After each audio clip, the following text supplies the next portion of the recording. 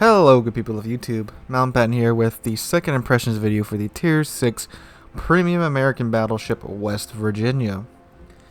Now, a couple of you guys asked some questions on the first impressions video that I'm going to answer here. The first one being, is Dusty Rhodes a special commander or is he just a normal 10-point commander? Well, he's just a normal 10-point commander. He's just got a unique name and a unique portrait that actually covers up the latter half of the West Virginia's name right there. But no, nothing special about him besides his name. Second thing I want to show you guys is, you guys thought the meme stopped with the name of the ship and the commander and the package name. My friends, the meme doesn't stop until you listen to the horn.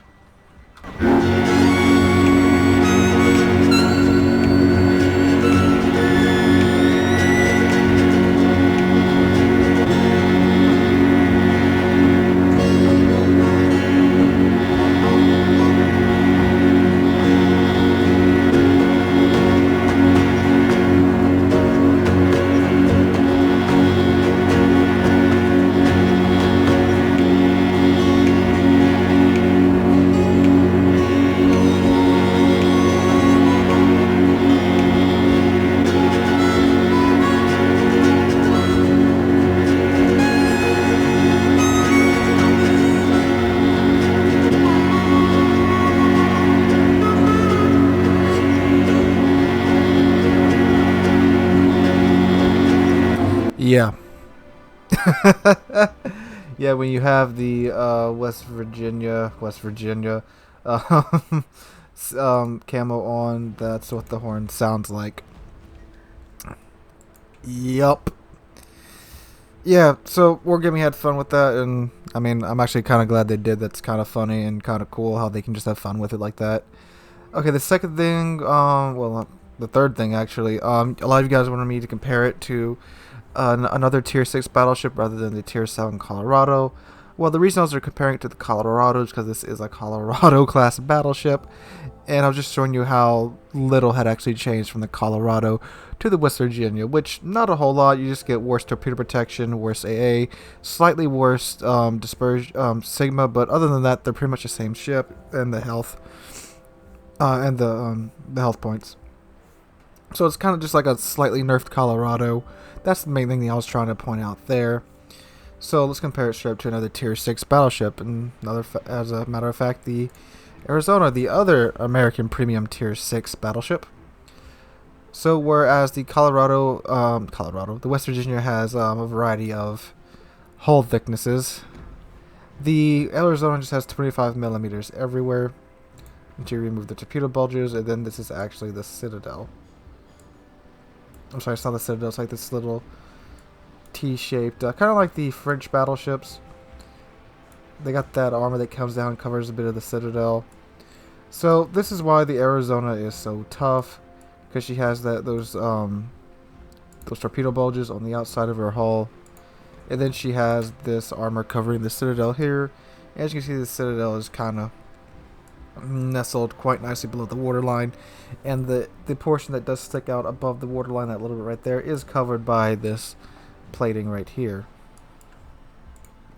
Now the guns on the Arizona, they are of course just 14-inch guns. I say just 14-inch guns, but you get 12 14-inch guns, and these guns frickin' hurt when they all hit, and they are pretty dang accurate too, but at the end of the day, they can't pin the bows of other Tier 6 battleships.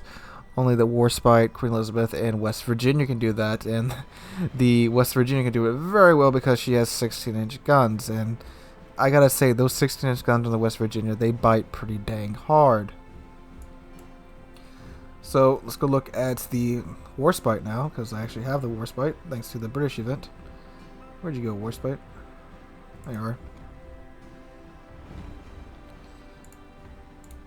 So the Warspite, 53,000 hit points, a little bit more than the West Virginia, but take a look at her armor. It's a completely different story. Her armor is very squishy, although she does have this nice plating right here. Her Citadel sides are just 51 millimeters, and when you're turning pretty hard, that's fairly easy for other battleships to hit. Now, granted, you do have to be turning pretty hard because look at the way this armor plating kind of comes down below the waterline here. So the Warspite is hard to Citadel unless it's turning, but this thing does just eat HE, a lot of HE, but she does have that nice Warspite heal to offset that. And of course, 15-inch guns, you get 8 of those, just like the West Virginia's 8 16-inch guns, except these are 15-inch. And the Warspite has normal normal battleship AP. Right, so back to the West Virginia with all those armor layouts in mind. Where are you at, West Virginia? There you are. So now take a look at her Citadel.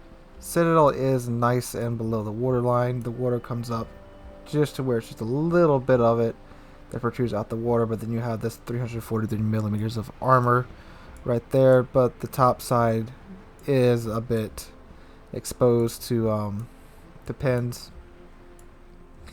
So in my experiences, at least from playing the Warspite and the West Virginia to me just feels a bit more tanky than the Warspite, mainly because you do not have to try an angle to get all your guns on target at once, because you do have 16-inch guns that do pack quite the punch. And as you'll see in the gameplay that we're about to get into, these guns hit really hard, and because they're 16 inches at tier 6, they don't really care too much about armor. Now, the other thing people asked me was, well, how does it stack up to the Mutsu? I unfortunately do not have the Mutsu, the tier 6 Japanese premium battleship, who also has guns. I believe they're 406s or 410s. I'm not really sure. I'll look it up and put it in the video. I'm pretty sure they're 406s though. From what I've seen in the research that I've done, while Mutsu's guns do pack quite the punch, the West Virginia's guns do actually get better pins. And that's because of the type that it's just American AP versus Japanese AP. Now, that's just from what I've researched. I wasn't really going to say that in the video, but so many people asked me about it. I just figured I might as well throw it in there. It's just from my research. I haven't played the Mutsu, so I can't really speak too much on it. And that's why I normally don't like to include anything that involves a ship that I haven't played just yet. But that's what I've encountered in my research. Alright, so now we're going to go ahead and get into some gameplay. Alright, so how does the West Virginia feel? Well, quite frankly, she feels actually quite good. Her guns are relatively accurate. I mean, for tier 6 standards, these are some pretty dang accurate guns. Yes, every now and then RNG will be like, and then you will have a poo-poo dispersion.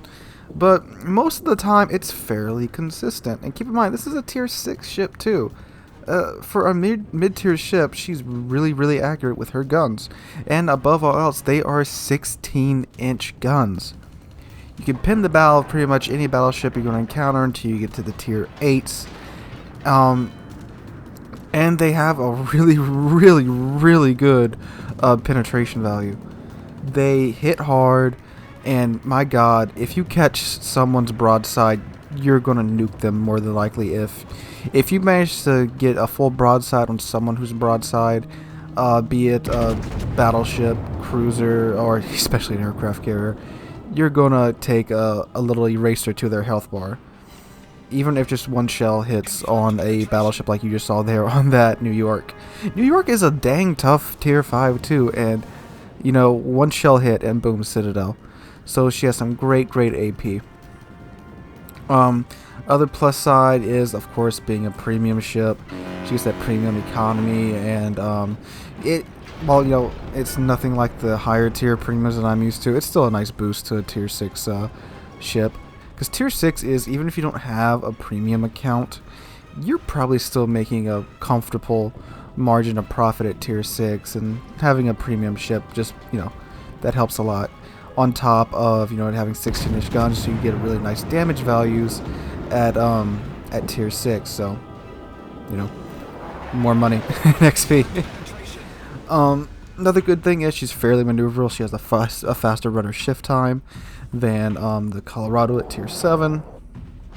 So While she is lacking in the torpedo protection department, because she doesn't have the torpedo bulges that the Colorado has, or that even that the Arizona has, she's still, you can dance around torpedoes a fair amount, nowhere near like you can do with the Vanguard, but you know, if you know where they're coming from, you can mitigate the torpedo damage.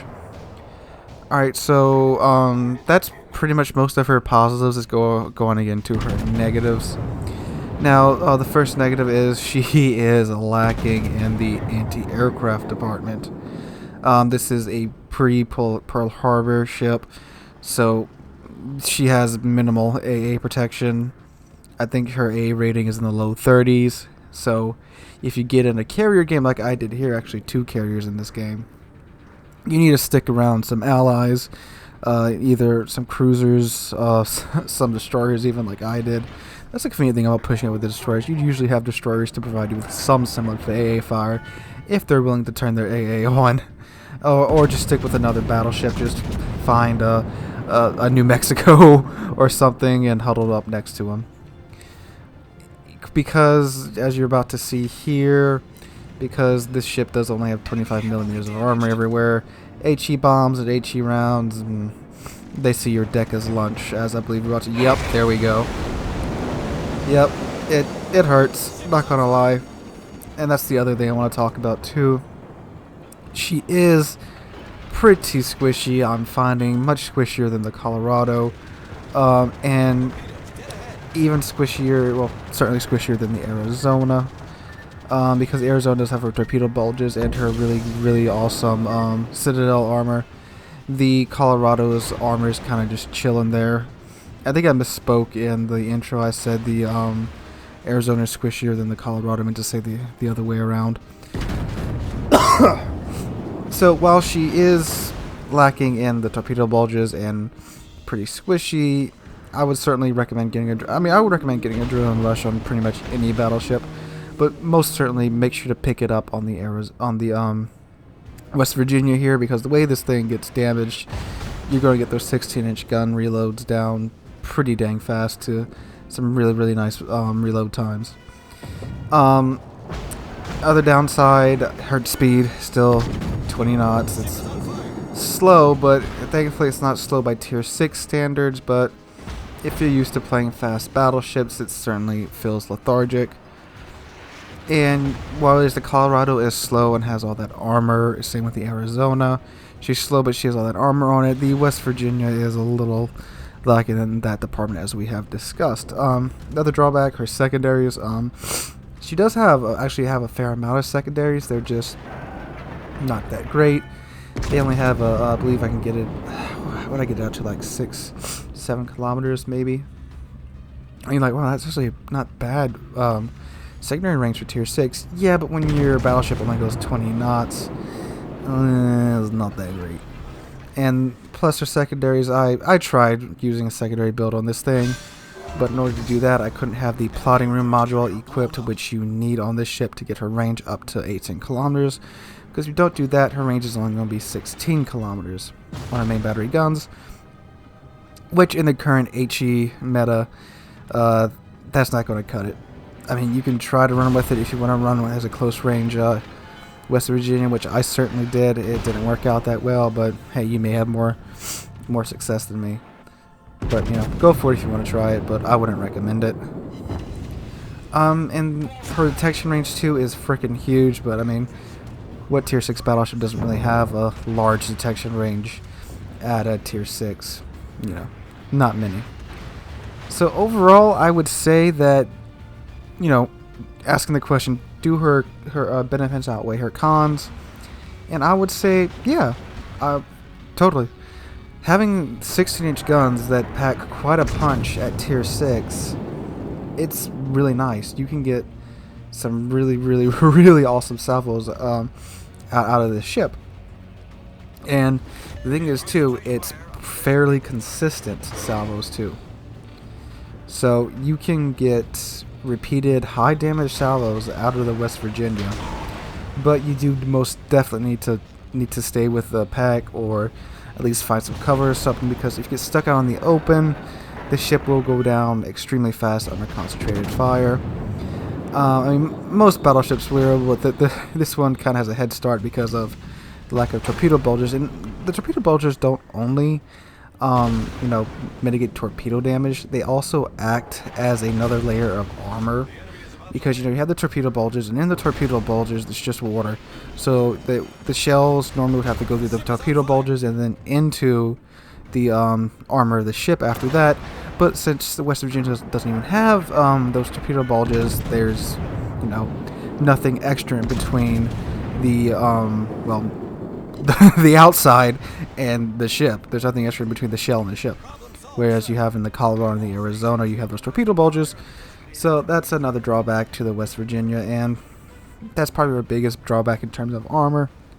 But overall, I say it's worth it. I've played 20-ish rounds with the West Virginia so far. Done really well, and most of the times that I've messed up and go down quickly, it's usually operator error. I just get stuck in the open, or I'm just not watching where I'm going, trying to get a broadside out on another ship, and I just get spanked for it. Which, I mean, fair enough. That's how the game goes. So, second impression of the ship. It's a good ship. Is it worth the money? Yeah, I would say so. It's fun, you know, to go around Tier 6 and Sail Club with some 16-inch guns. Guys, I'm sorry if I sound a bit funny in this video. I'm a bit stopped up. I did take some medicine before it, but as you probably hear throughout this video, it's wearing off. So, as of right now, I say she's worth it. I'm having a good time in her so far. And yeah, that's my second impressions of her. Be looking for the third impressions. They'll probably be out in, I don't know, another week or so once I really play this ship and get down into her her little quirks and stuff, and then that'll be a more detailed review. But so far, I'm getting the vibe this is a pretty fun ship. So thanks for watching. If you liked the video, drop a like, leave a comment, and subscribe. We're on our way to 1,500 subscribers. We're currently sitting at around 1,050. That's awesome. We hit 1,000 subscribers not that long ago, just a week and some days as of the time of me recording this. So again, amazing that we're this far in that short of a time period. Wow. This stuff is really getting to me. So again, thank all of you guys for watching. A quick reminder that I am holding a replay contest. First place is a $20 worth of doubloons, and then the viewer's choice award is $10 worth of doubloons. So be sure to submit your replays to the replay link down below. And again, thank you guys so much for watching. Hope to catch all of you guys in the next one.